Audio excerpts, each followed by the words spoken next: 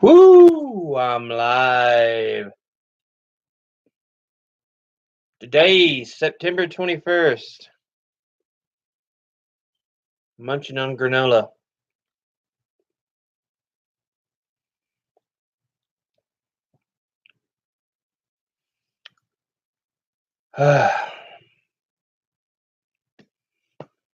Even though I'm already full.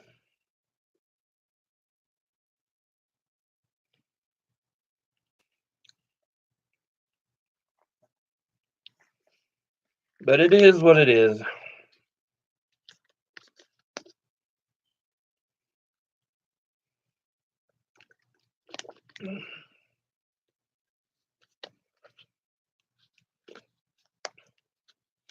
I did wake up late today because my sleep schedule is determined to switch over again.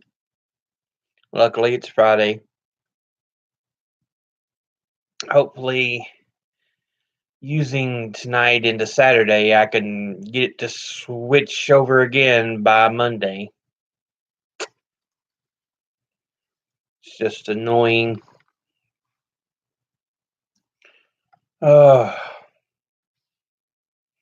I'll have to shave again this weekend. Starting to grow this scruff back.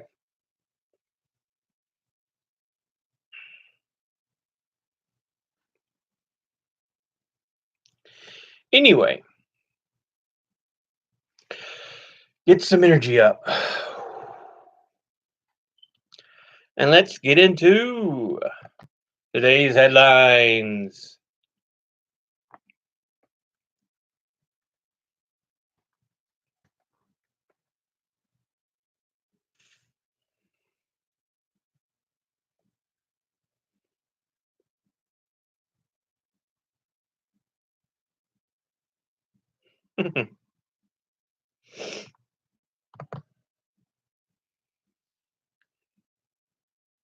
Okay.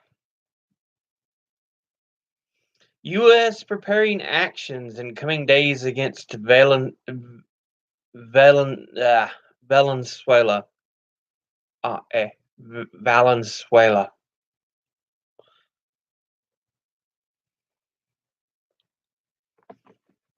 Valenzuela. For some reason, my tongue wouldn't work the way I wanted it to. That was by Reuters. In coming days against Valenzuela, Pompeo to Fox News. U.S. Secretary Mike Pompeo told Fox News. Of course, he told Fox News. That's their biggest cheerleaders and ass kissers.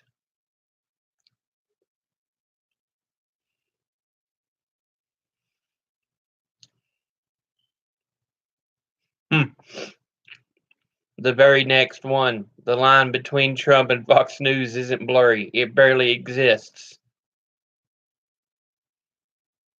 I've been saying this.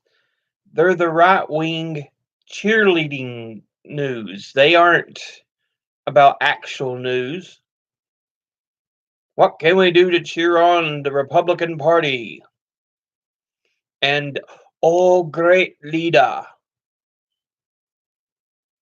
Because we believe he is great leader. Donald Trump, leader of all of us.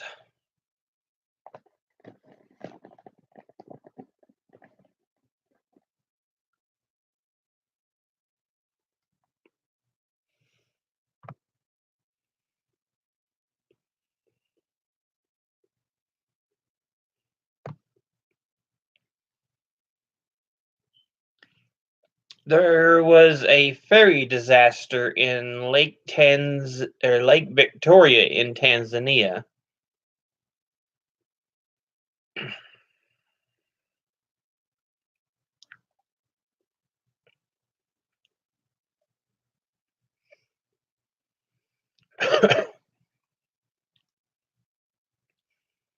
Theresa May, the EU must respect the UK in Brexit talks.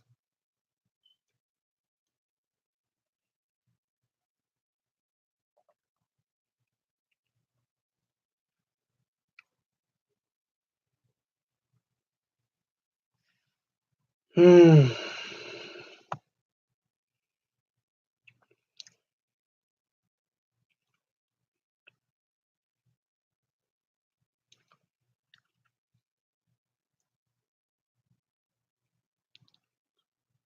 Three infants and two adults stabbed at suspected birthing center in New York City. Mm-mm-mm.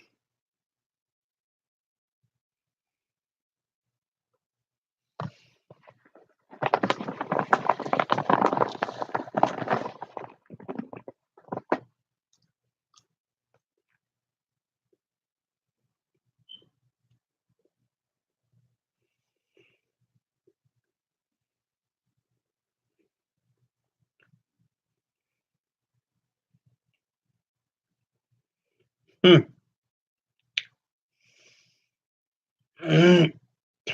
Hmm.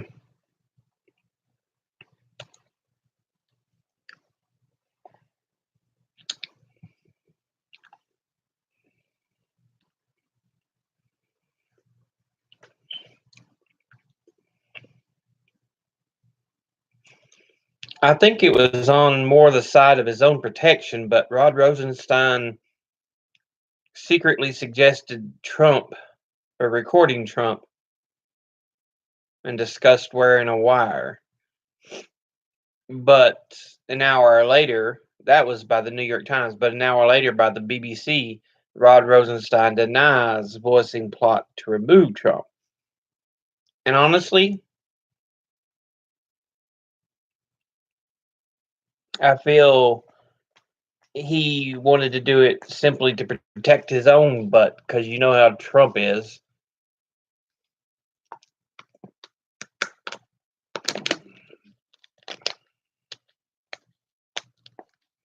He expects you to jump under a bus for him.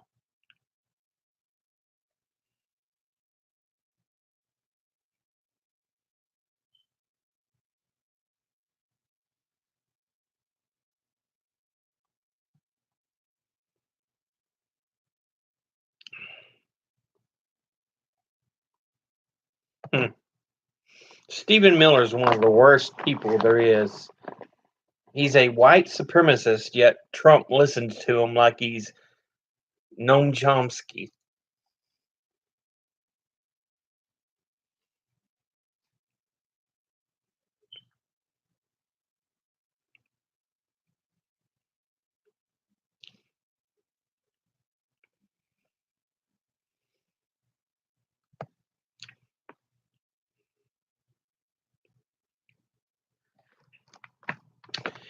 In an interview with the BBC State Department correspondent Barbara Plett-Usher, the U.S. Secretary of State Mike Pompeo describes how,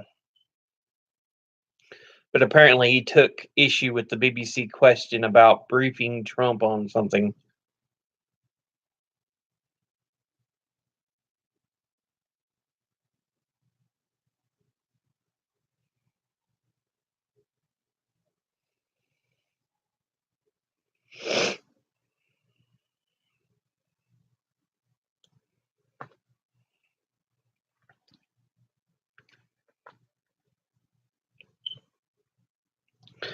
Let's see.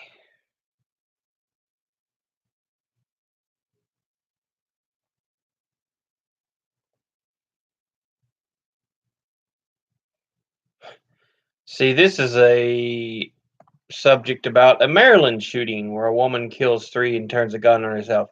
But just today, we had a shooting in New York City. If that doesn't tell you that there's something wrong with the availability of guns, then you're a damn moron.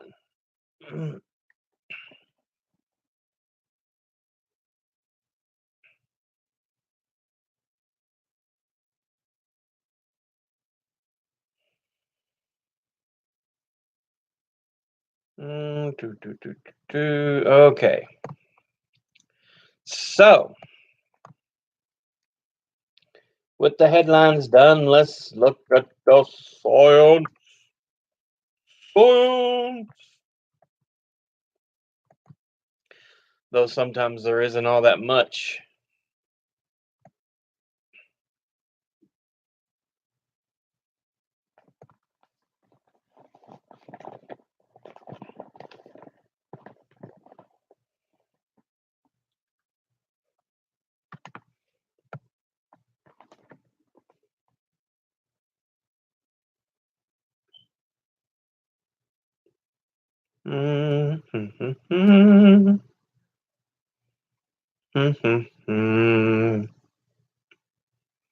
Right now, you're just watching me eat, but that's all right.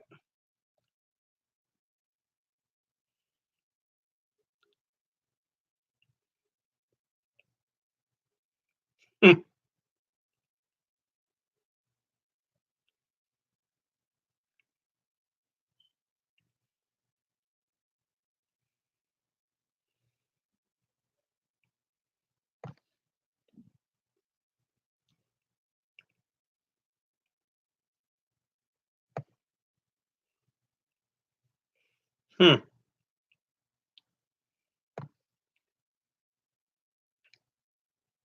When NASA's Europa Clipper spacecraft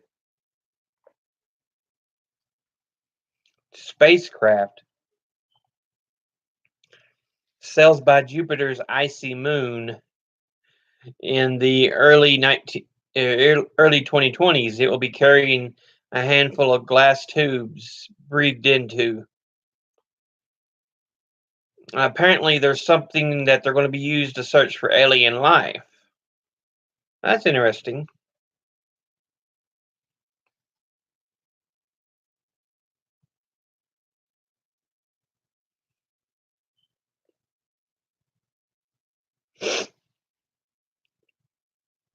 The African elephant ivory trade is a multi-billion-dollar industry linked to the deaths of up to 40,000 elephants each year.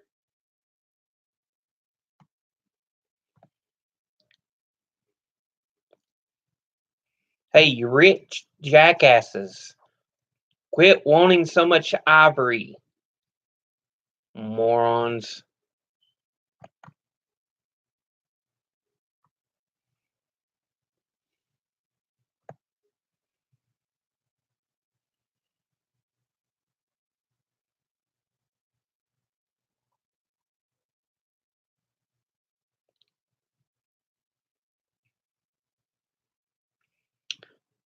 Do, do, do, do.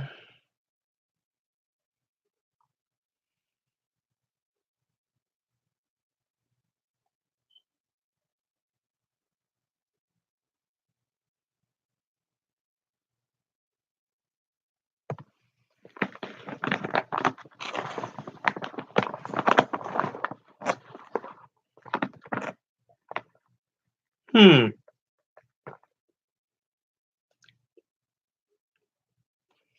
A look at East African Hadza hunter-gatherers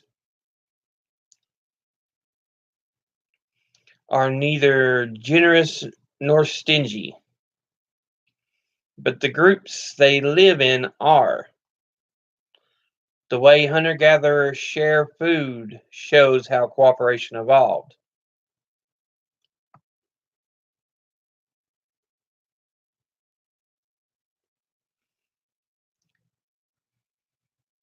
Hmm.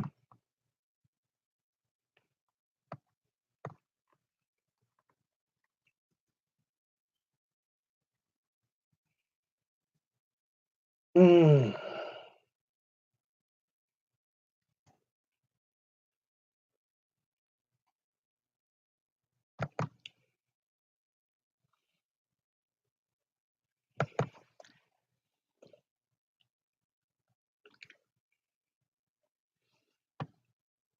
Okay. Now we look at today in history.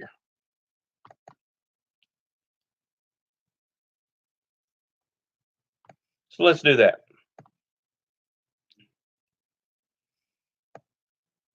Oh, September the 21st, 1780.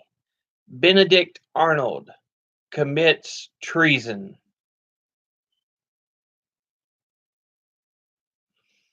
So today was the day that Benedict Arnold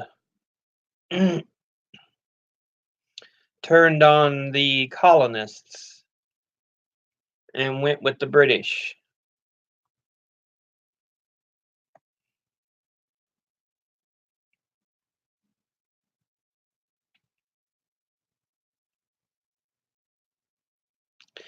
He was backed by General George Washington, but often felt disrespected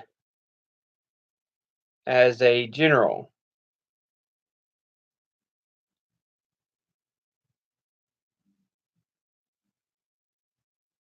And after he was injured,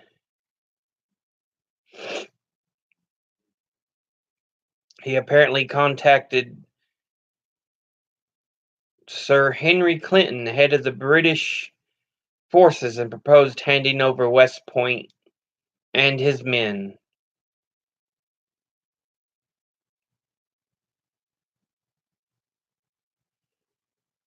Mm-mm-mm.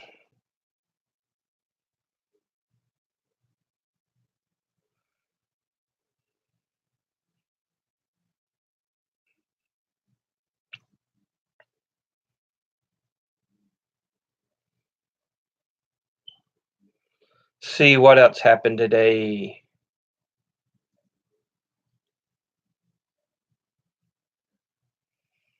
Today in 1989, Colin Powell becomes the Joint Chiefs Chairman under George H.W. Bush.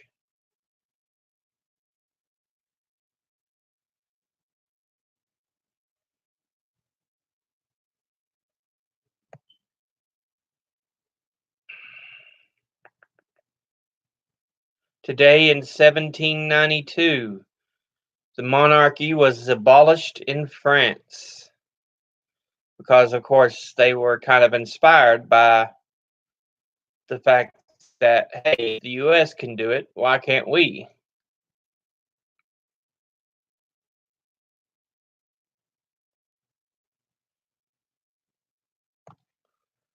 So, of course, you had the storming of the Bastille, the execution of Marie Antoinette and Louis the 14th. Was it the 14th?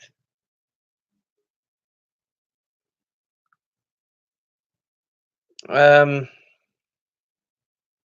but yeah, Louis the 14th.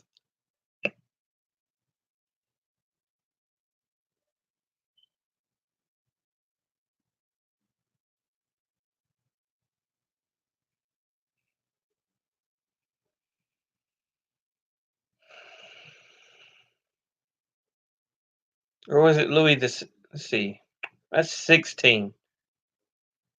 In revolutionary France, the Legislative Assembly votes to abolish the monarchy and establish the First Republic. The measure came 1 year after King Louis the 16th reluctantly approved a new constitution that stripped him of much of his power.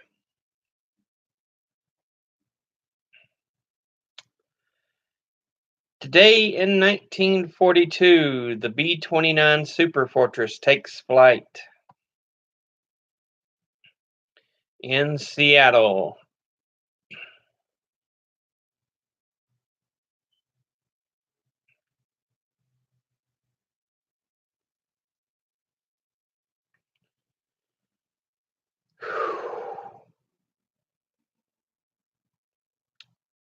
And Thai troops arrive in Saigon today in 1967.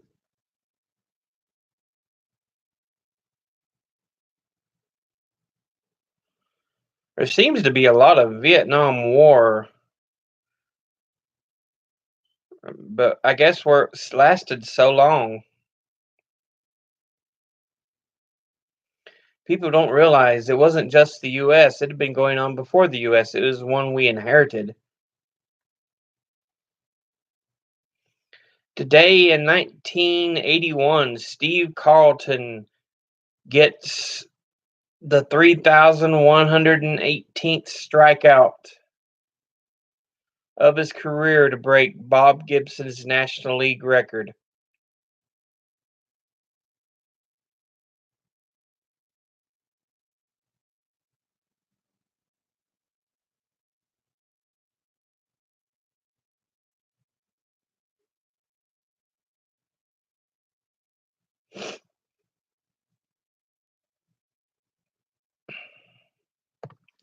Today in 1904, the great Nez Perce leader, Chief Joseph, dies in Washington.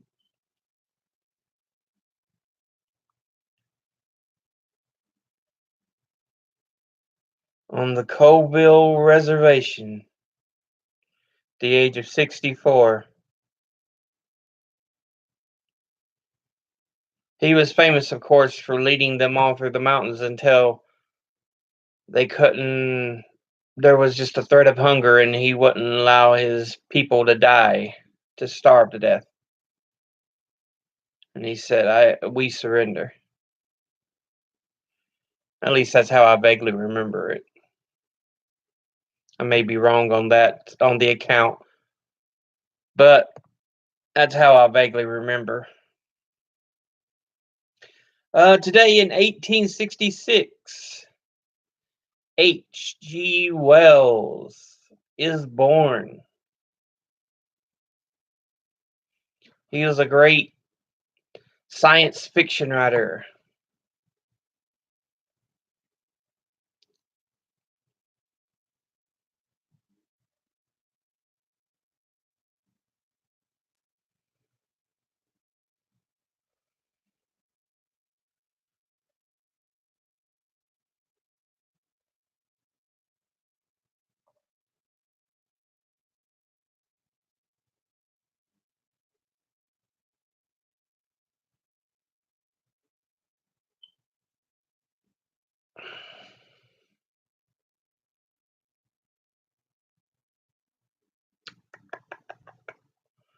What else do we have going on in today in history?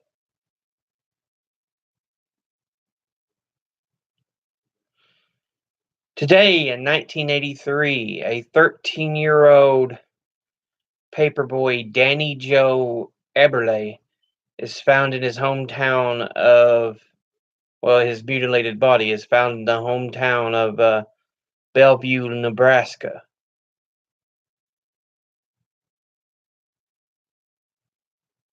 Hmm.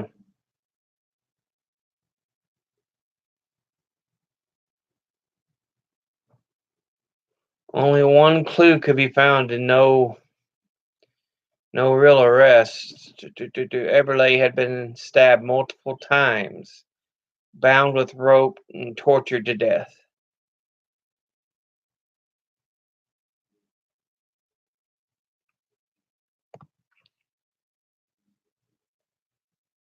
Today in 1949, Mao Zedong outlines the new Chinese government.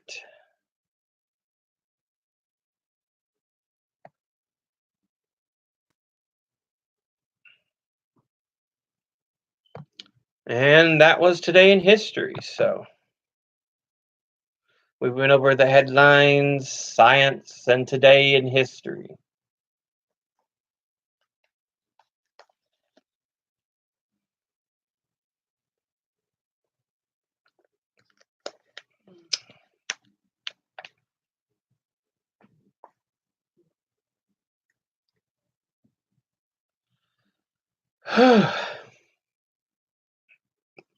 So let's see. Any topics today? I really feel there's an attack by the Republicans on the woman who claims sexual assault. And it's sad. that unfortunately they're making this assault, and Fox News is putting out this propaganda. Not news, propaganda that doesn't give rise to the truth. And because of it, she's received death threats.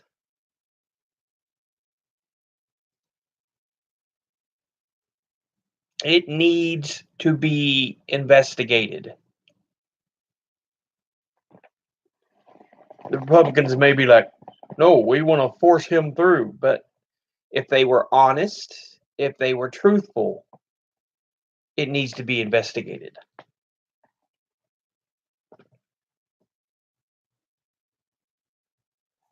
But of course, we know they're not.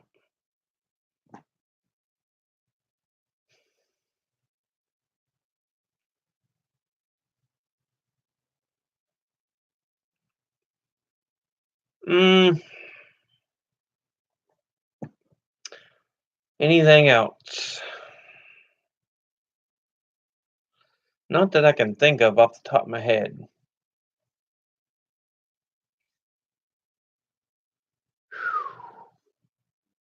Probably should have turned the fan on. But that's okay. I do not enjoy the summer. Spring and fall are my months, and I don't mind winter too much, but I hate summer anymore. That heat is unbearable.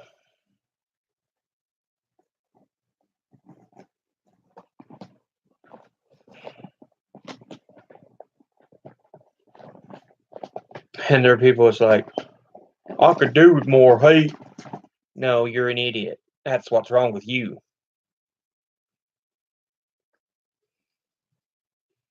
Really, I shouldn't say that, but it's just my anger over people kind of just shooing climate change to the side when it's verified science.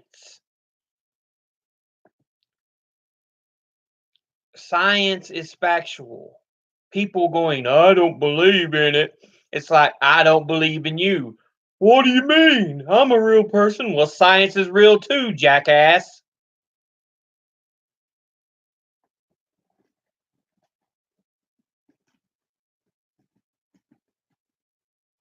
It's just my feelings on the matter.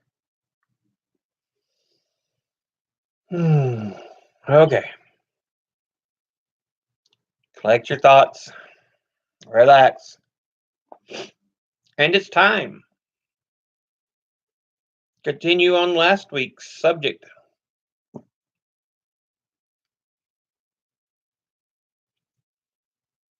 As we study a little bit more into Western civilization.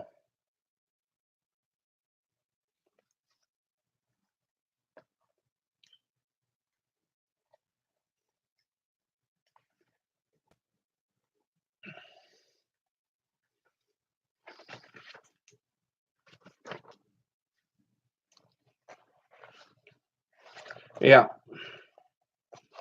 The emergence of civilization.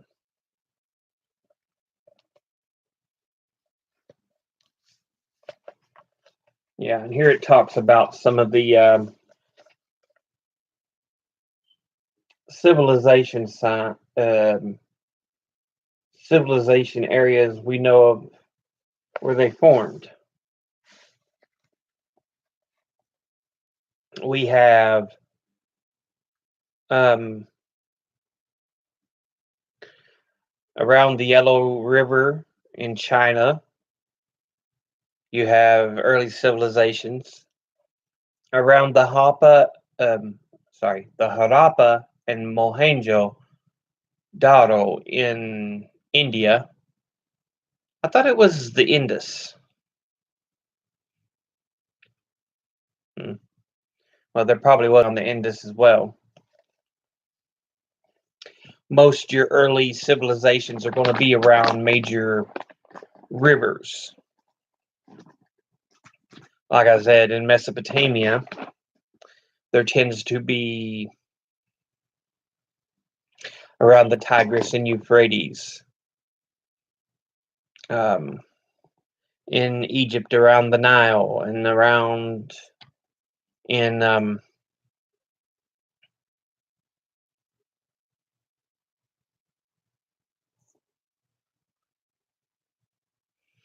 was another one I couldn't. Those are the four. You also have areas like around sea basins, like in Central Asia around the Caspian Sea, modern day Uzbekistan and Turkmenistan. Because believe it or not, we'll get there. Well, we won't really get there, I don't think, because it's not really part of Western Civ. But modern day Russians didn't exist until early into the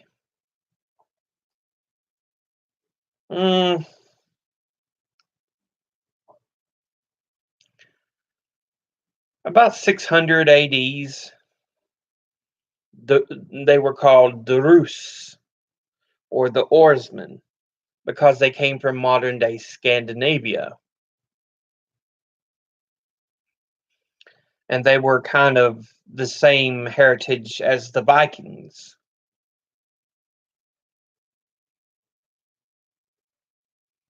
Before then, you had Asian peoples like in Turkmenistan and Uzbekistan. You have China right above it, between China and Russia is Mongolia. So there was a lot of Asians, but a lot of your white modern day Russians developed from Scandinavia. They were the Rus. So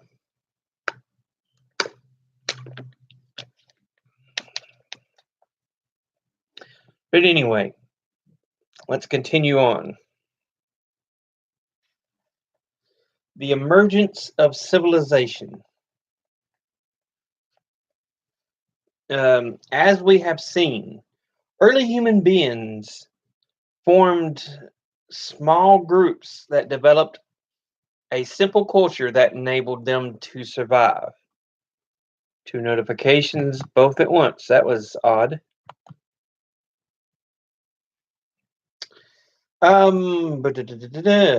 As human societies grew and developed greater complexity, a new form of human existence called civilization came into being. A civilization is a complex culture in which large numbers of human beings share a number of common elements. Historians have identified a number of basic characteristics of civilizations. These include an urban focus. Cities became the centers of political, economic, social, cultural, and religious development. 2, a distinct religious culture. The gods were deemed crucial to the community's success, and professional priestly classes regulated relations with the gods. New political and military structures and organized government bureaucracy arose to meet the administrative demands of the growing population, and armies were organized to gain land and power. Number 4, a new social structure based on economic power, while kings and an upper class of priests um, were political leaders and warriors dominated. There also existed a large group of freemen, farmers, artisans, craftspeople, and at the very bottom, socially, a class of slaves. Number 5, the development of writings, or of writing. Kings, priests, merchants, and artisans used writing to keep records. And number 6, new forms of significant artistic and intellectual activity. For example, monumental architectural structures, usually religious, occupied a prominent place in urban environments.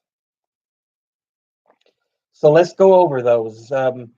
What we kind of noticed that developed for the existence of civilizations worldwide. What they're kind of identified as. Poor book's falling apart on me.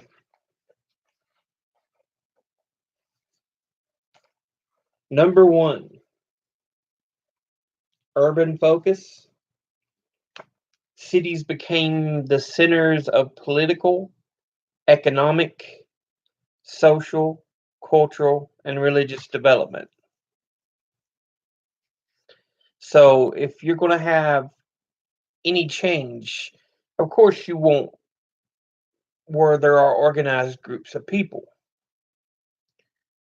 And that would be cities.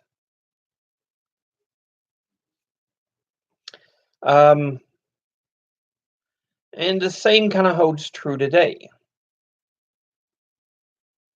It's where a lot of your events still happen, especially culturally and socially. It's in your cities because, unfortunately, it's about money making, but we'll not get into that right now.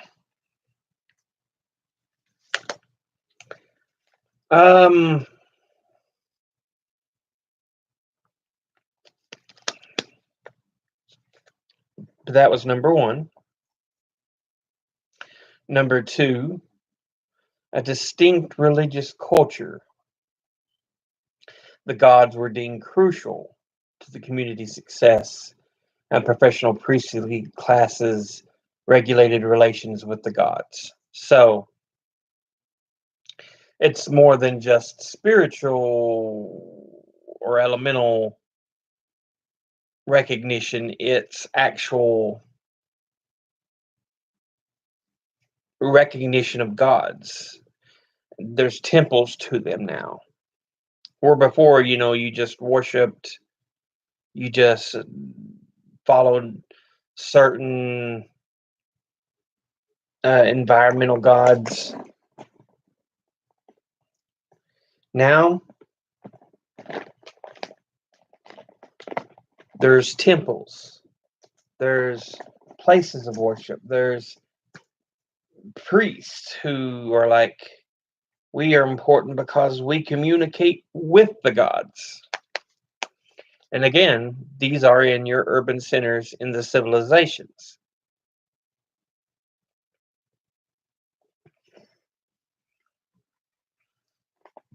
Whew. Number 3, new political and military structures.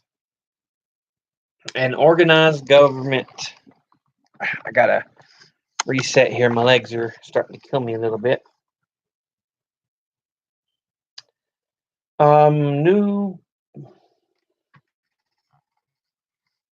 Let's try this again. There we go. New political and military structures. An organized government bureaucracy arose to meet the administrative demands of the growing population. and armies were organized to gain land and power. Now, if you remember the earliest days of man, small groups, and they just moved following the grasslands, well, the grains and the fruits and vegetables, as well as the herds of animals. So they were hunter gatherers and made their living that way. Once you start settling down and you start putting people into larger and larger groups, you're going to need a more administrative um, organization. And thus, it's like, hey, let's also form a military. We need protection. Of course, some protection turns into how do we take from the other groups? So, number 4, a new social structure based on economic power. While kings and upper class of priests, political leaders, and warriors dominated, there also existed a large group of free men, farmers, artisans, craftspeople, and at the very bottom, socially, a class of slaves. So now, not only is there an administration, you have social structures. And people could argue that begins with the very formation of tribes, not just settlements. But you really start to see the stratification and socialization when it comes to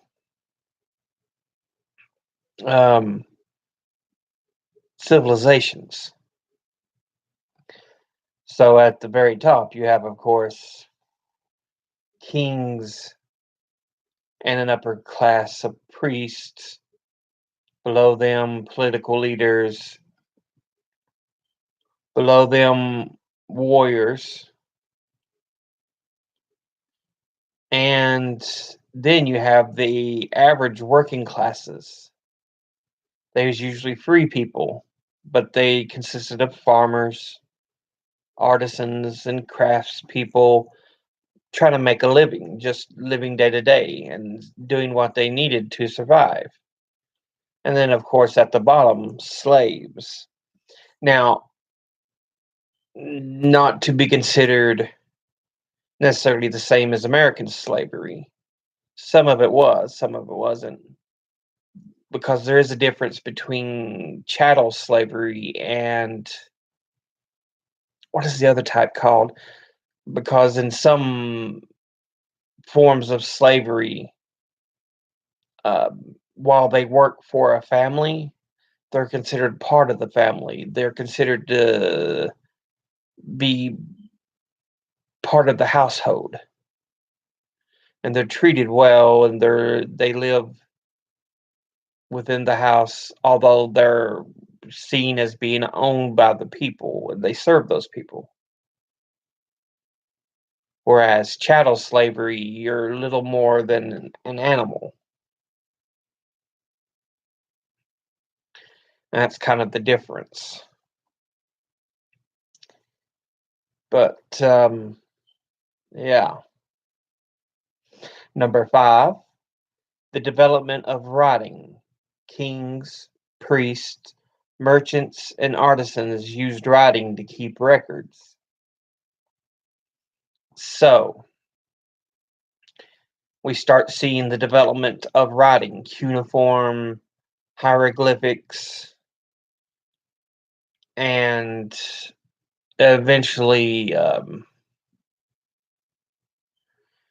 forms of alphabets with the Asiatic writing I'm trying to think of a word to use. It escapes me, but as well as Western alphabets. Because, like I said, I know Japanese has three, while we have the one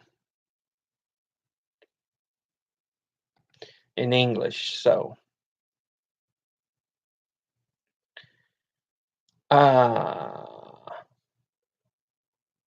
computer trying to freeze on me a little bit there. Sorry about that. Um, and finally, there are new forms of significant artistic and intellectual activity. For example, monumental architectural structures, usually religious, occupied a prominent place in urban environments. So, new levels of thought, new levels of art, usually devoted to religious interests, but they begin there. And I mean, to be fair, um, even well up into the Dark Ages, uh, the church helped guide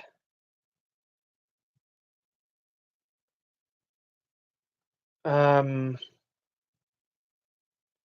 many of our modern astronomers and scientists.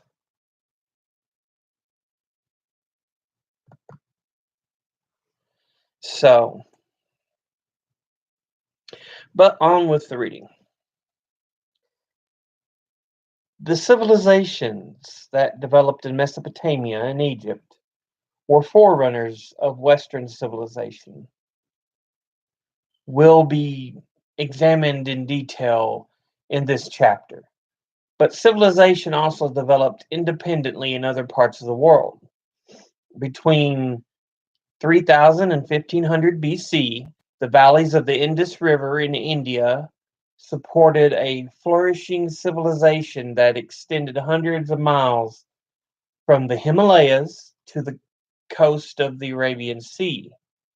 Two major cities, Harappa and Mohenjo-daro, were at the heart of this South Asian civilization. Many written records of the Indus Valley civilization exist, but their language is not yet seen or not yet been deciphered.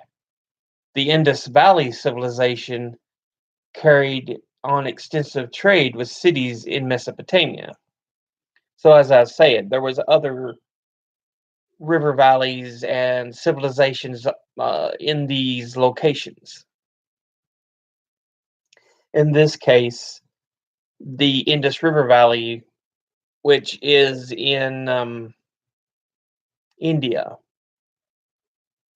of course, the name Indus River. But yeah, it's in India and I think around Pakistan. Not sure if it goes through Pakistan,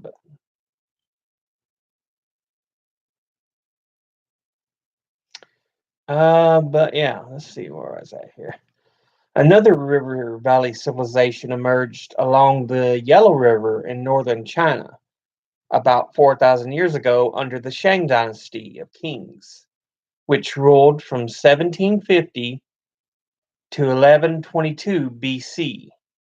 This civilization contained impressive cities with huge city walls, royal palaces, and large royal tombs. A system of irrigation enabled the early Chinese civilization to maintain a prosperous farming society ruled by an aristocratic class whose major concern was war. So, like I said, in China as well. And you can tell the age 3000 to 1500 BC, and then 1750 to 1122 BC. So, yeah, these are ancient civilizations. Kind of wonder about people who think the Earth is 6,000 years old. No. Um,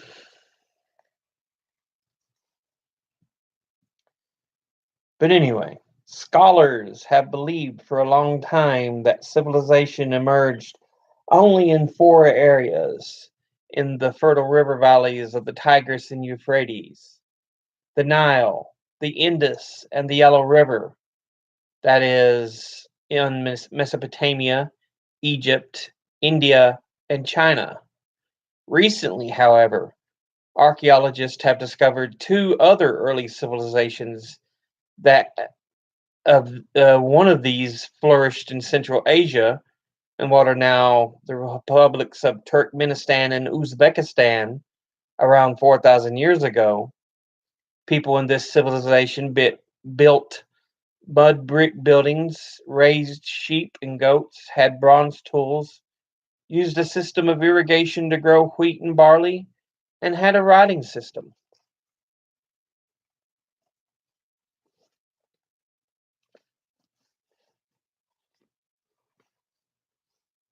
Another early civilization was discovered on the at the Supe River Valley of Peru.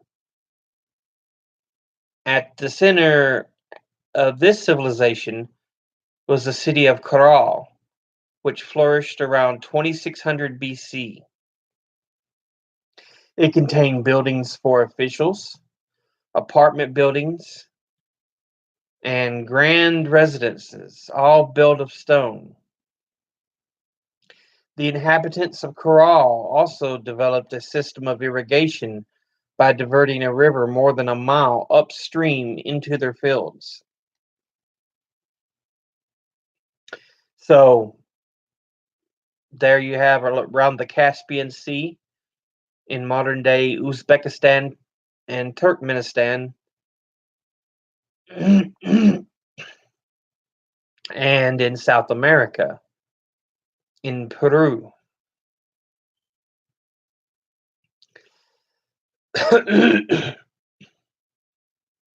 Excuse me.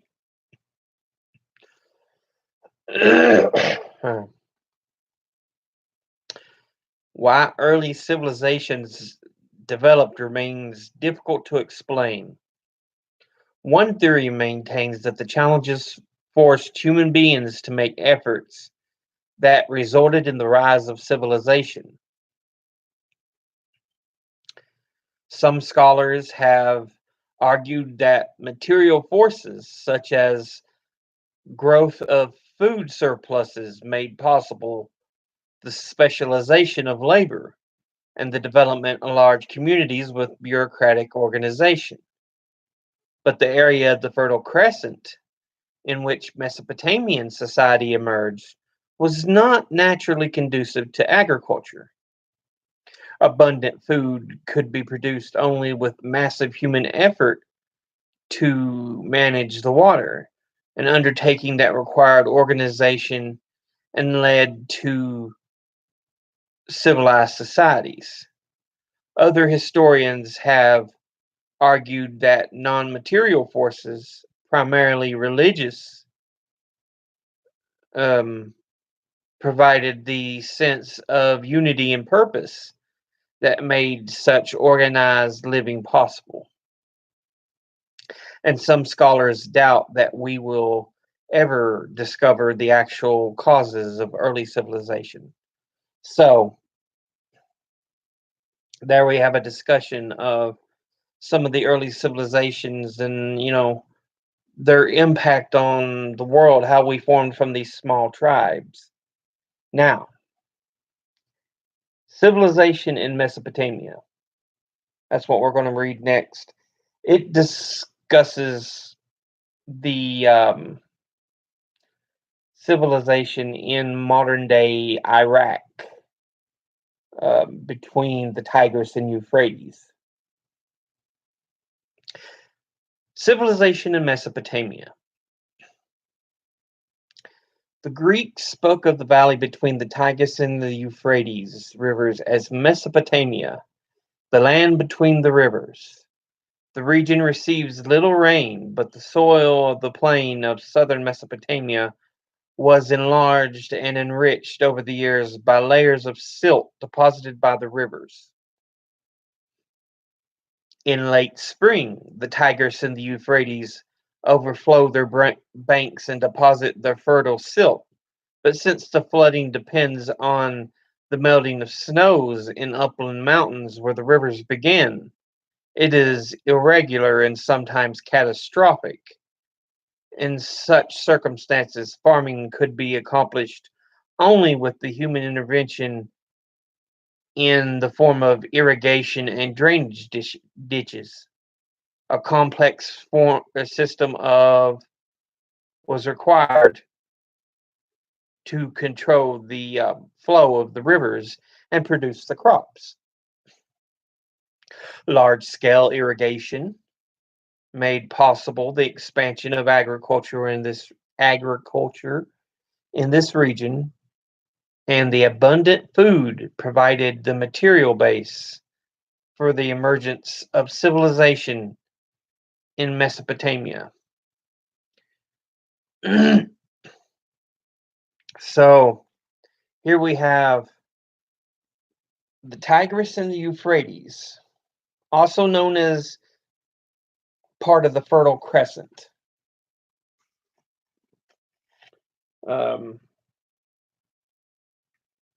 If you want an example, it gives a good example in the map. That's kind of where the Tigris and Euphrates flowed, as well as the Fertile Crescent in green. But that gives you an idea of how modern day or how this situation was. Now, like we said before, there was little rain, and even despite this, the land was extremely fertile because of the silt deposited from the floods each year. Although that was chaotic because it depended on the snow melt further up north. I think that's what it said, further up north.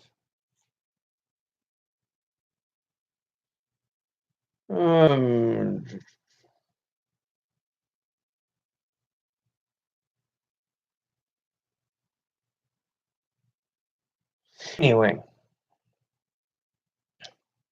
it was a bit chaotic, but they managed to do with it what they can in irrigation and farming. And because it took place right there in the Middle East, it did trade with the Indus River Valley as well as the Nile in Egypt. So there was trade amongst themselves and other civilizations of the time.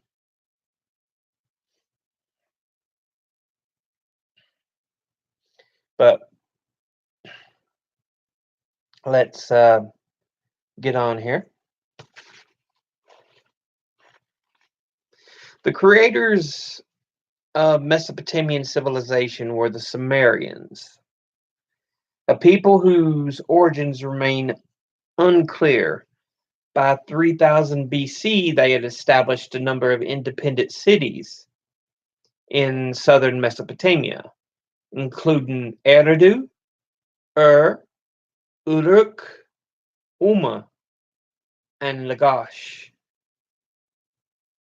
As cities expanded in size, they came to exercise political and economic control over the surrounding countryside. forming city-states.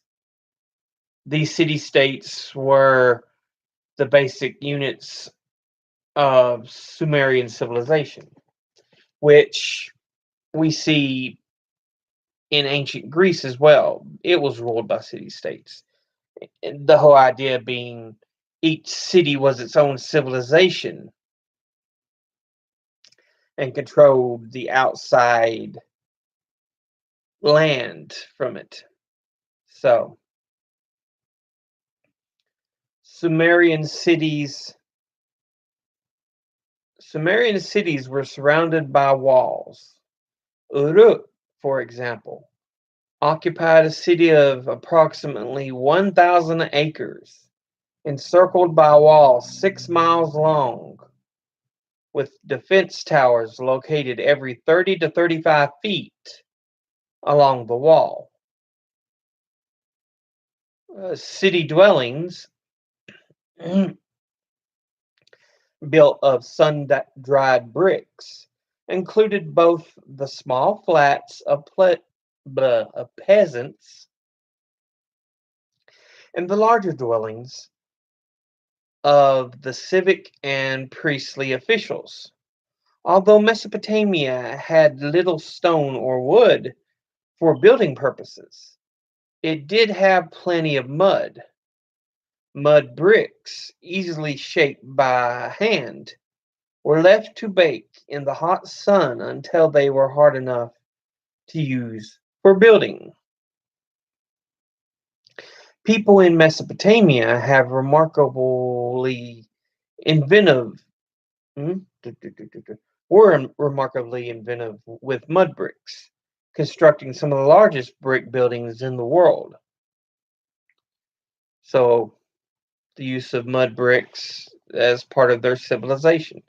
You got to use what's available. And when you're mainly um, sand with river mud, you've got little other choice than sun-dried mud bricks. The most prominent building in a Sumerian city was the temple, which was dedicated to the chief god or goddess of the city and often built atop a massive stepped tower called a ziggurat. The Sumerians believed that the gods and goddesses owned the cities, and much wealth was used to build temples, as well as elaborate houses of the priests and priestesses who served the gods. Priests and priestesses who supervised the temples and their property had great power. The the temples owned much of the city land and livestock and served not only as the physical center of the city, but also as the economic and political center. So, in fact, historians believe that the early stages of the city states, priests and priestesses played an important role in ruling. The Sumerians believed that the gods ruled the cities, making the state a theocracy, government by a divine authority. Eventually, however, ruling power was shared with worldly figures known as kings. So you see the development and the shaping of the ancient world, how power was kind of seen, starting with your temples and your gods and the priests or priestesses who served. So,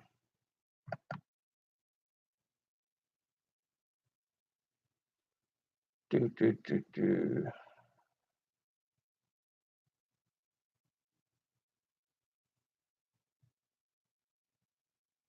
Okay. Sorry there. I had to check an notification. All right. Kingship. Sumerians viewed kingship as divine in origin. They believed kings derived their power from the gods and the agents of the gods, and were the agents of the gods.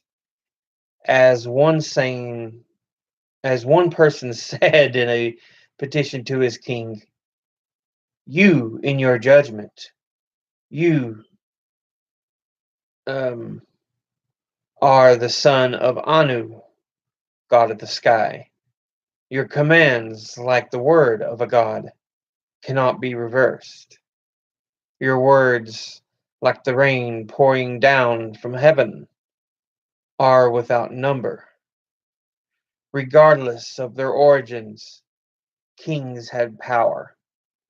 They led armies, initiated legislation, supervised the building of public works, provided courts, and organized workers for the irrigation projects on which Mesopotamian agriculture depended.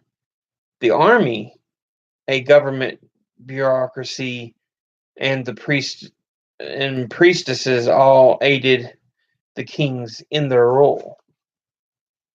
So we see the switch from theocratic rule, which thank goodness we got out of, to kingship. We're now out of that, good, thank goodness. But we see how civilizations evolved in their ruling thoughts. Economy and society. The economy of the Sumerian city-states was primarily agricultural, but commerce and industry became important as well. The people of Mesopotamia produced woolen textiles, pottery, and metalwork. Foreign trade, which was primarily a royal monopoly, could be extensive. Royal officials imported luxury items such as copper and tin, aromatic woods, and fruit trees in exchange for dried fish, wool, barley, wheat, and goods produced by Mesopotamian metalworkers. Traders traveled by land to the Mediterranean on the west, in the west, and by sea to India in the east. The invention of the wheel around 3000 BC led to carts with wheels that made the transport of goods easier. So you see how the economies and industries kind of slowly flourished. And at first, your trade kind of happened with ships, in which they had to be loaded onto and loaded off. With the addition of carts, you could just carry them, and they could look through the carts.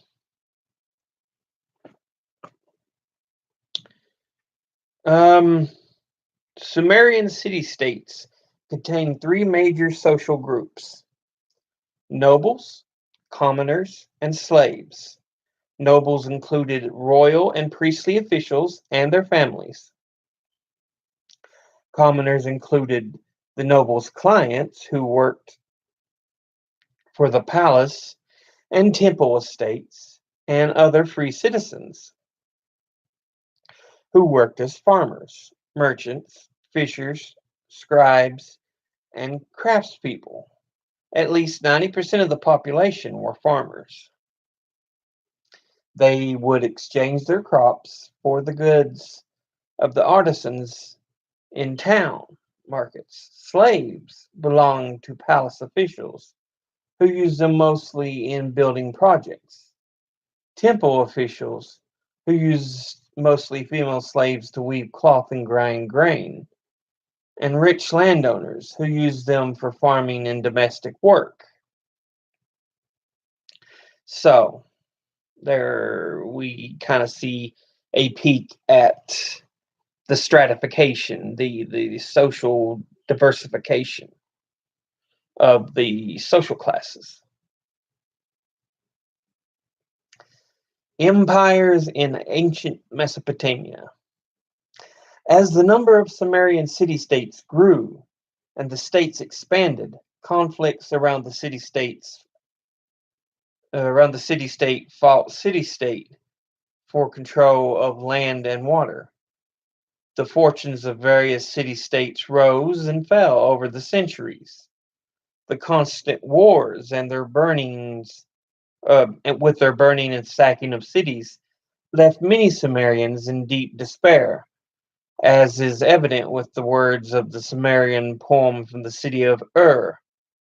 Ur is destroyed. Bitter is its lament. The country's blood now fills its holes like hot bronze in a mold. Bodies dissolve like fat in the sun. Our temple is destroyed. The gods have abandoned us like migrating birds. Smoke lies on our city like a shroud.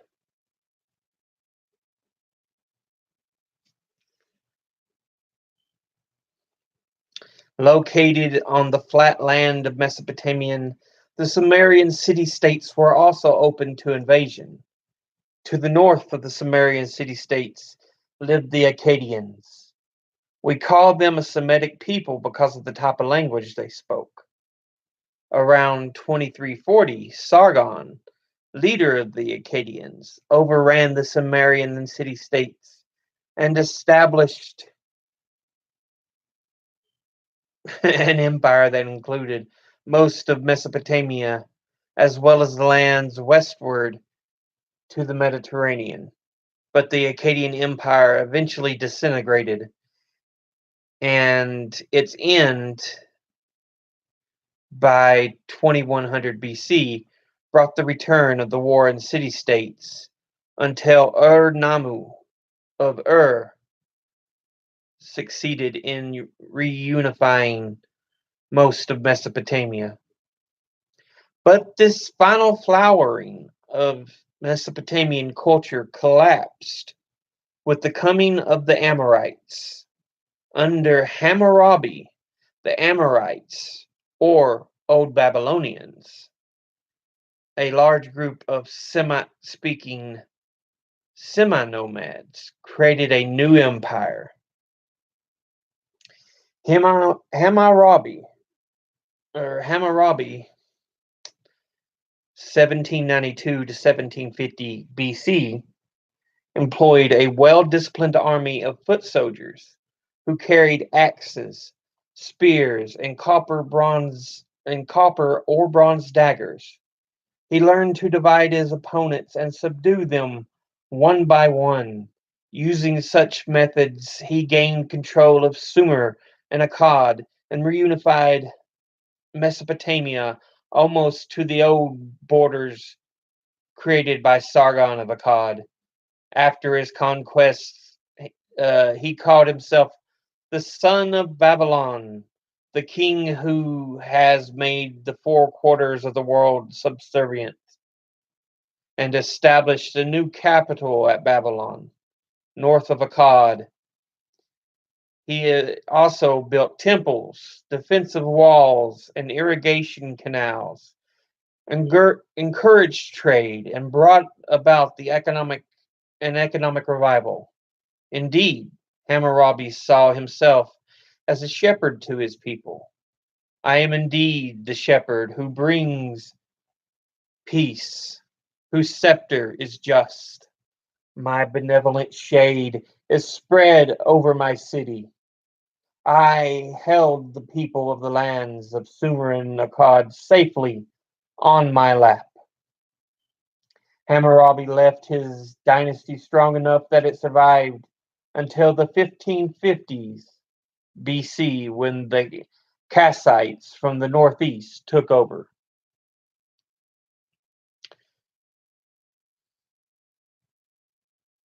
So Hammurabi kind of extended the between not just the Tigris and the Euphrates, but a little northward along the Euphrates River into the desert. And as an example, if you want to know of some Semitic languages, Akkadian. It's no longer spoken. Arabic, Aramaic, which is no longer spoken. Assyrian, which is no longer spoken. Babylonian, which is no longer spoken. Canaanitic, which is no longer spoken. Hebrew, Phoenician, which is no longer spoken, and Syriac, which is no longer spoken.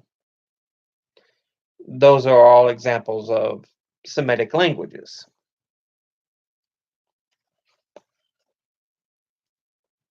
Let me read you some extra text.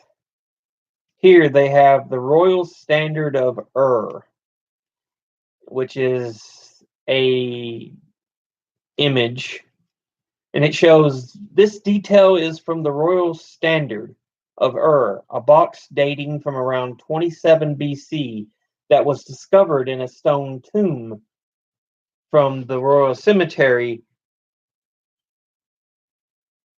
of the Sumerian city-state of Ur. The scenes on one side of the box depict the activities of the king and his military forces. Shown in the bottom panel are the 4 Sumerian battle chariots. Each chariot held 2 men, one who held the reins, and the other armed with a spear for combat. A special compartment in the chariot also held a number of spears. The charging chariots are seen defeating the enemy. And in the middle band, stupid gnat, in the middle band, the Sumerian soldiers round up the captured enemies. In the top band, the captives are presented to the king, who has alighted from his chariot and is now shown standing above the others in the center of the panel. So yeah.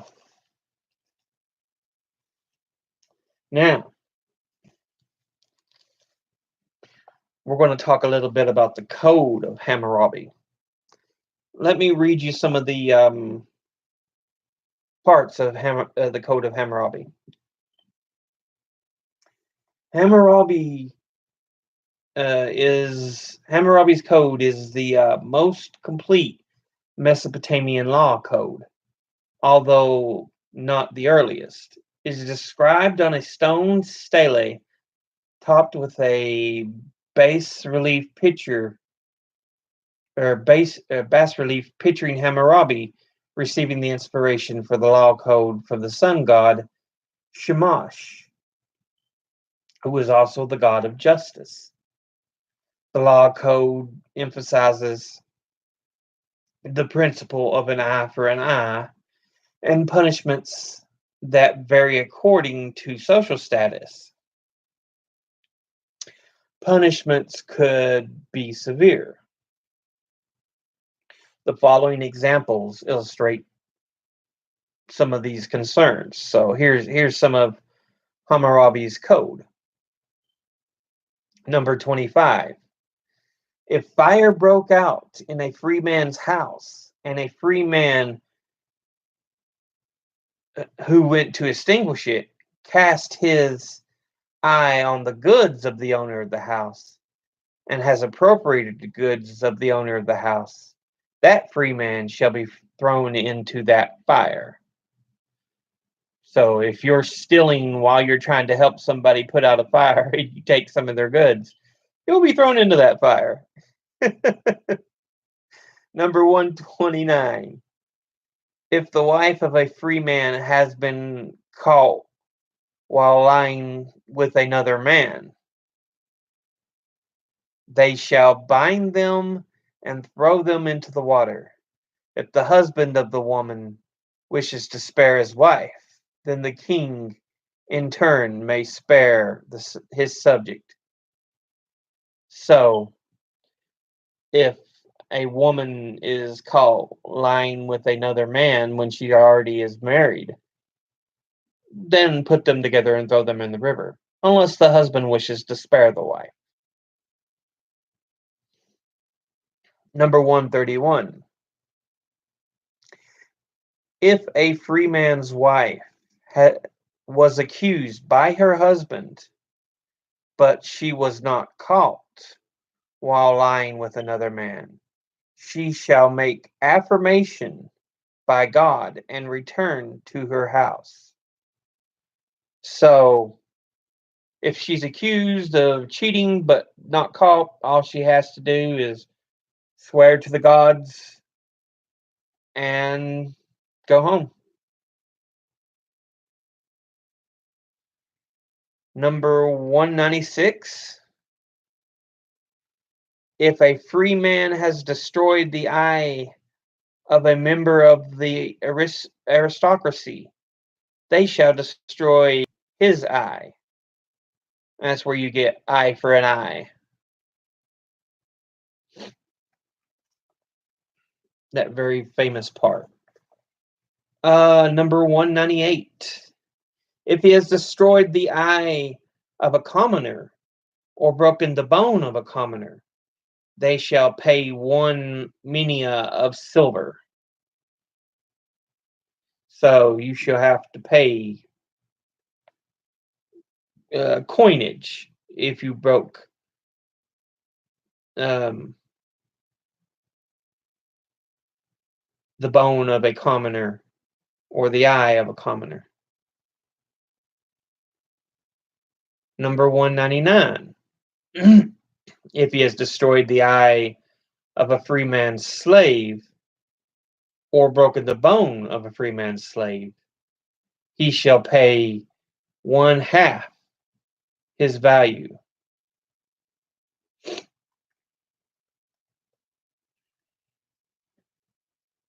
So you see how it's kind of treated for each person.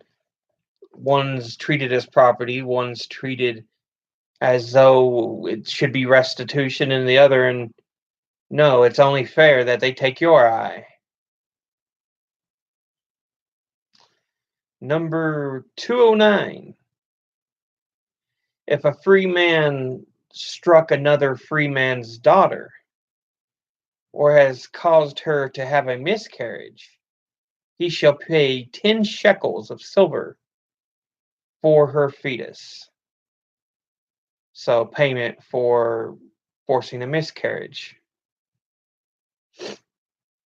If that woman had, number 210 says, if that woman has died, they shall put his daughter to death.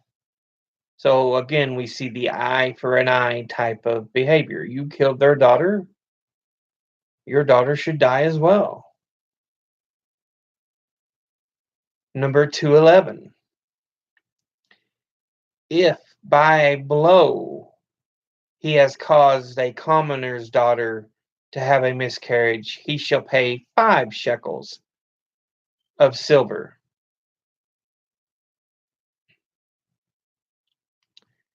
Number 212.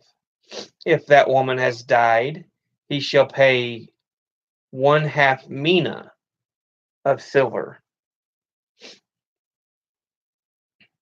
Number 213. If he struck a free man's female slave and has caused her to have a miscarriage, he shall pay 2 shekels of silver. And number 214, if that female slave has died, he shall pay 1/3 mina of silver. So that is some of the Code of Hammurabi. Now let's talk some more about it. The Code of Hammurabi. Hammurabi is best remembered for his law code, a collection of 282 laws.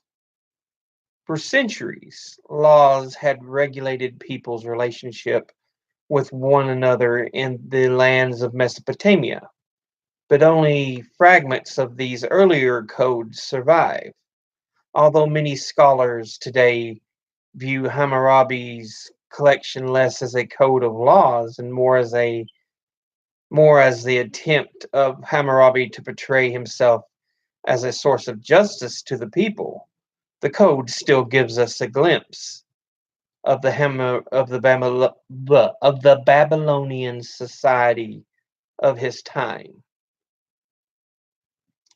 The Code of Hammurabi reveals a society with a system of strict justice. Penalties for criminal offenses were severe and varied according to the social class of the victim. A crime against a member of the upper class, a noble, was punished more severely than the same offense against a member of a lower class. Moreover, the principle of eye for an eye, a tooth for a tooth, was fundamental to this system of justice. This meant that punishment should fit the crime. If a free man has destroyed the eye of a member of the aristocracy, they shall destroy his eye. Hammurabi's code also had an impact on the legal ideas of southwestern Asia for hundreds of years, as the following verse from the Hebrew Bible demonstrates. If anyone injures his neighbor, whatever he has done must be done to him. Fracture for fracture, eye for eye, tooth for tooth. As he has injured the other, he has so he is to be injured. That's in Leviticus 24:19-20. Hammurabi's code took the responsibilities of public officials very seriously. The governor of an area and city officials were expected to catch burglars.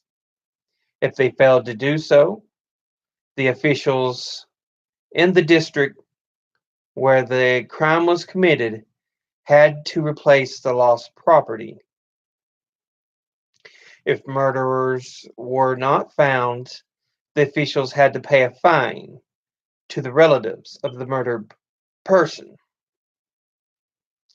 The law code also furthered the proper performance of work with what amounted to consumer protection laws.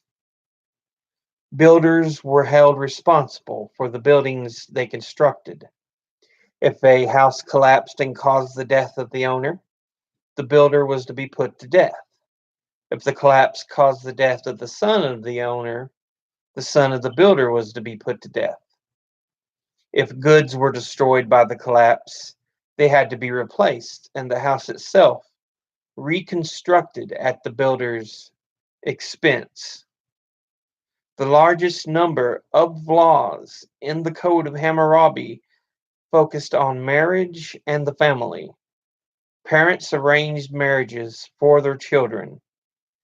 After marriage, the parties involved signed a marriage contract. Without it, no one was considered legally married. The husband provided a bridal payment, and the woman's parents were responsible for a dowry to the new husband. As in many patriarchal societies, women had far fewer privileges and rights in marriage than men. A woman's place was in the home, and failure to fulfill her expected duties was grounds for divorce.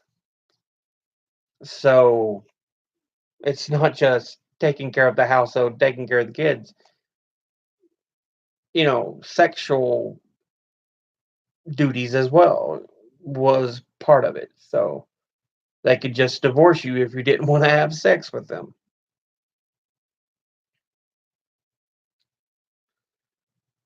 Um, if she was not able to bear children, her husband could divorce her, but he did not have to return the dowry to her family. If his wife tried to leave home to engage in business, thus neglecting her house, her husband could divorce her and did not have to repay the dowry. Furthermore, a wife who tried a gadabout, neglecting her house and humiliating her husband, could be drowned. We do not we do know that in practice, not all women remained at home. Some worked in the fields and others in business, where they were especially prominent in the running of taverns. But I guess in cases like that, it's usually what was, yeah, we expect you to be there, and I understand, was the husband's view. Women were guaranteed some rights, however. If a woman was divorced without good reason, she received the dowry back. A woman could seek divorce and get her dowry back if her husband was unable to show that she had done anything wrong. In theory, a wife was guaranteed use of her husband's property in the event of his death. The mother could also decide which of her sons would receive an inheritance. Um, Sexual relations were strictly regulated as well. Husbands, but not wives, were permitted sexual activity outside marriage. A wife and her lover caught committing adultery were pitched into the river, although if the husband pardoned his wife, the king could pardon the guilty man. Incest was strictly forbidden. If a father had incestuous relations with his daughter, he would be banished. Incest between a son and a mother resulted in being burned, both being burned.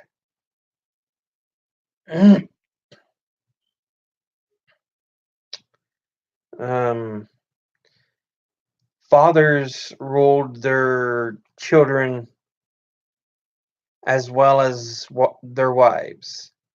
Obedience was duly expected.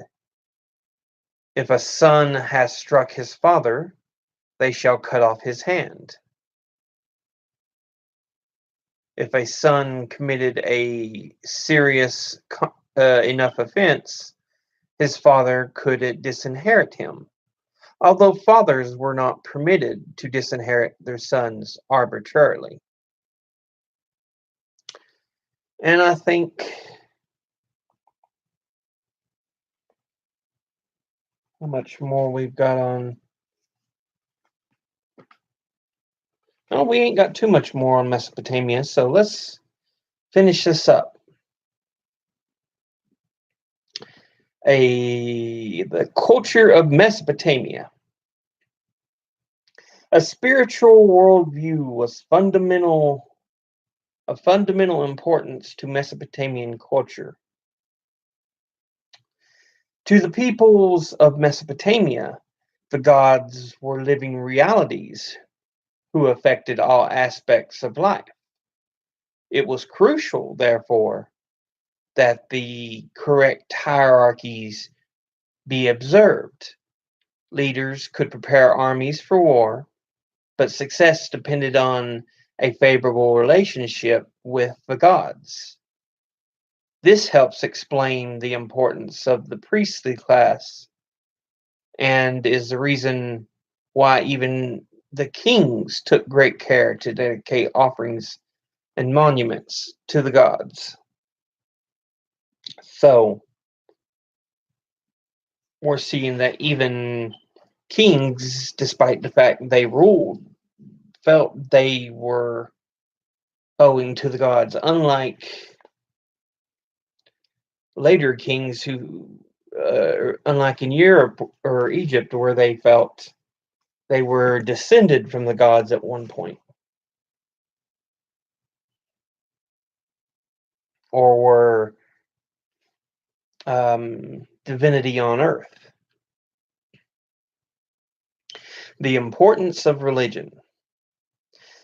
The Mesopotamians viewed their city-states as earthly copies of a divine model and order. Each city-state was sacred because it was linked to a god or goddess. Hence, Nippur, the earliest center of Sumerian religion, was dedicated to Enlil, the god of the wind. Moreover, located at the heart of each city-state was a temple complex. Occupying several acres, this sacred area consisted of a ziggurat with a temple at the top dedicated to the gods or goddesses who owned the city. The temple complex was the true center of the community. The main god or goddesses dwelt there symbolically in the form of a statue, and the ceremony of dedication included a ritual that linked the statue to the god or goddess, and thus supposedly harnessed the power of the deity for the city's benefit. Considerable wealth was poured into the construction of temples and other buildings used for the residence of priests and priestesses who helped the gods. Although the gods literally owned the city, the temple complex used only part of the land and rented out the remainder. The temples, oh, my legs. The temples dominated individual and commercial life, an indication of the close relationship between Mesopotamian religion and culture. So we see how important the god of the city was to urban life, because you're right, the temple complex is right there in the center of the city.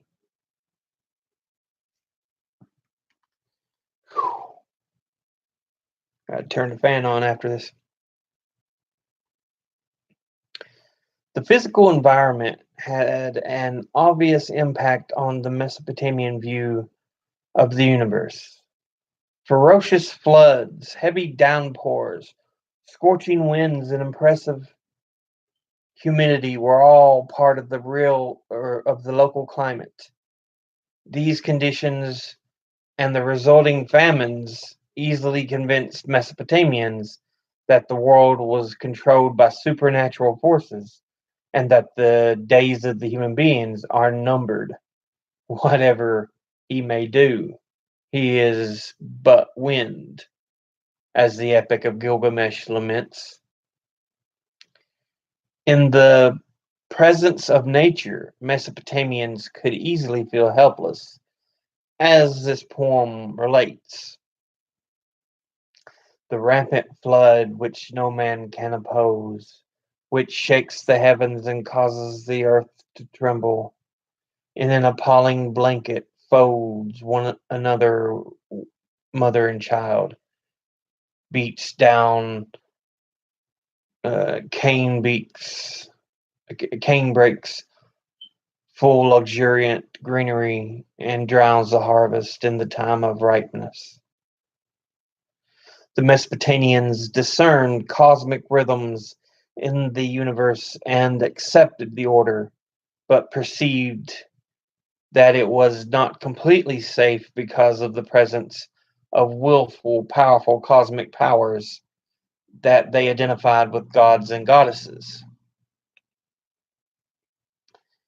With the numerous gods and goddesses animating all aspects of the universe, Mesopotamian religion was polytheistic, which means many gods. The four most important deities were An, Enlil, Enki, and Ninhursag. An was the god of the sky, and hence the most important force in the universe. Since this basic essence was authority, he was also viewed as the source or active principle of all authority, including the earthly power of rulers and fathers alike. Enlil, god of the wind, was considered the second greatest power in the visible universe, in charge of the wind, and thus an expression of the legitimate use of force. Enlil became the symbol of the proper use of force on earth as well. Enki was god of the earth, or Enki. I'm not sure. Enki was also god of the rivers, wells, and canals. More generally, he represented the waters of creativity and was responsible for inventions and crafts.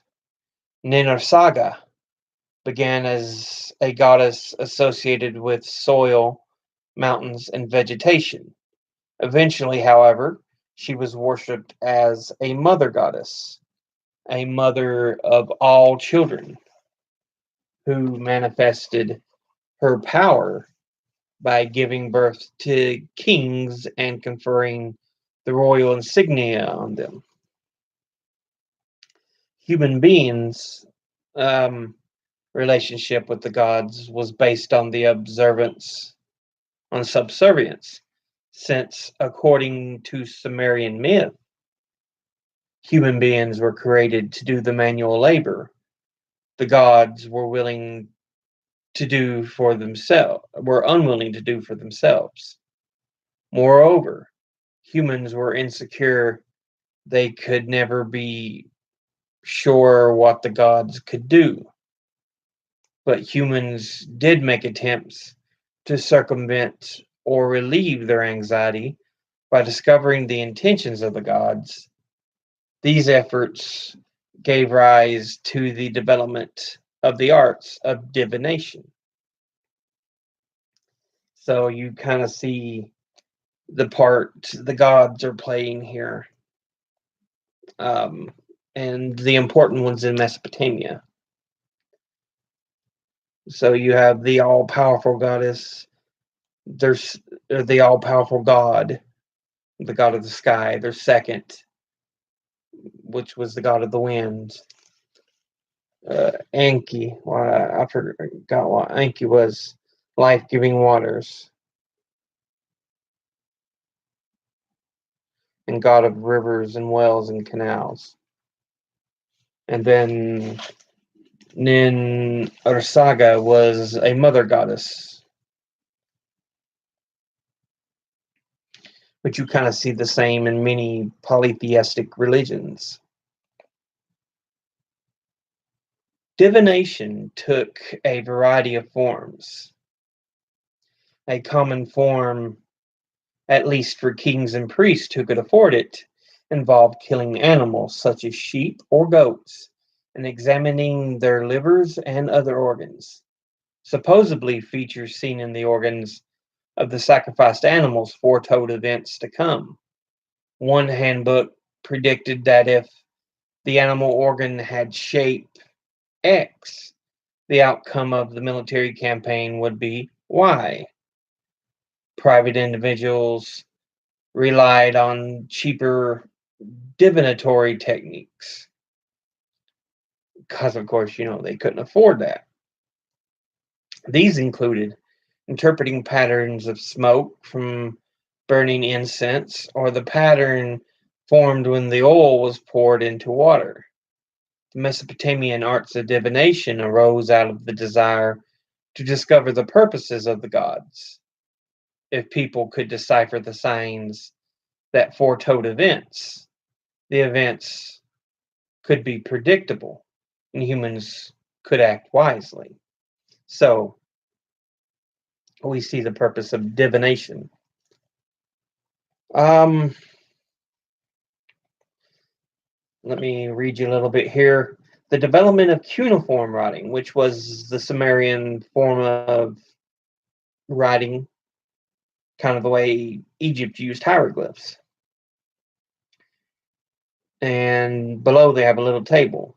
Pictured here is the cone of Uru Iniminga, or Uru Inim Inimgina. There we go. An example of cuneiform writing from the early Sumerian dynasty. The inscription announces reductions in taxes, but the table below it shows the development of writing from pictographic signs to cuneiform characters. And so, like the pictographic sign for star, you had the little, they multiple things in a direction, and the interpretation was star. A little later, it formed into a cuneiform sign, which you carve into a rock this way, and this way. And then a little later on, it just becomes carved in this way, and then da, and that becomes known as dingir on, or on, which means God or sky, all from the supposed pictographic form for a star.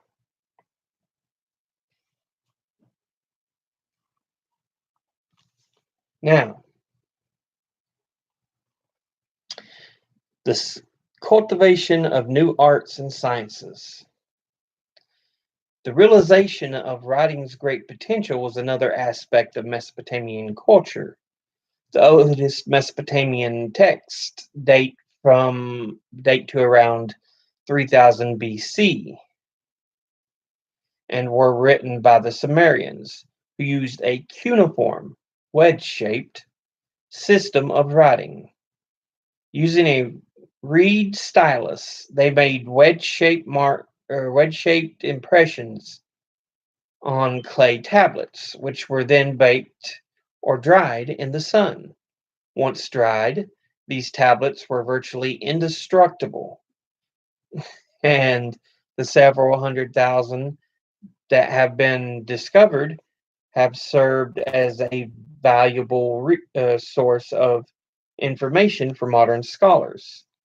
Sumerian writing evolved from pictures of physical objects to simplified and stylized signs, leading eventually to a phonetic system that made possible the written expression of abstract ideas. Mesopotamian peoples used writing primarily for record keeping. They also produced monumental texts, documents that were intended to last forever, such as inscriptions etched on stone on statues and royal buildings. Numerous texts were prepared for teaching purposes. Schools for scribes were in operation by 2500 BC. They were necessary because much time was needed to master the cuneiform system of writing. The primary goal of scribal education was to produce professionally trained scribes for careers in the temples and palaces, the military, and government. Pupils were male and primarily from wealthy families. So the level of writing, of course, mainly taught to the wealthy or the salespeople,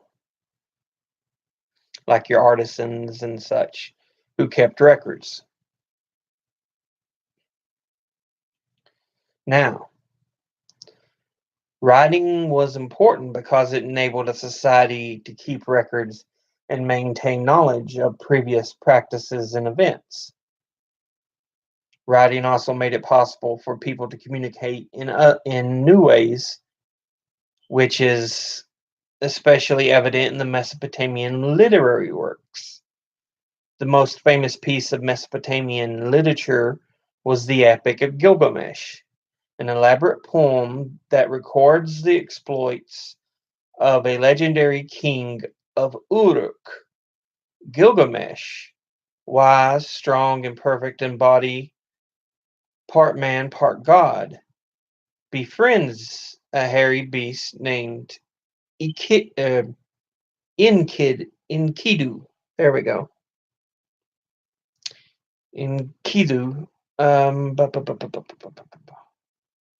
Together, they set off in pursuit of heroic deeds. When Enkidu dies, Gilgamesh experiences the pain of mortality and embarks on a search for the secret of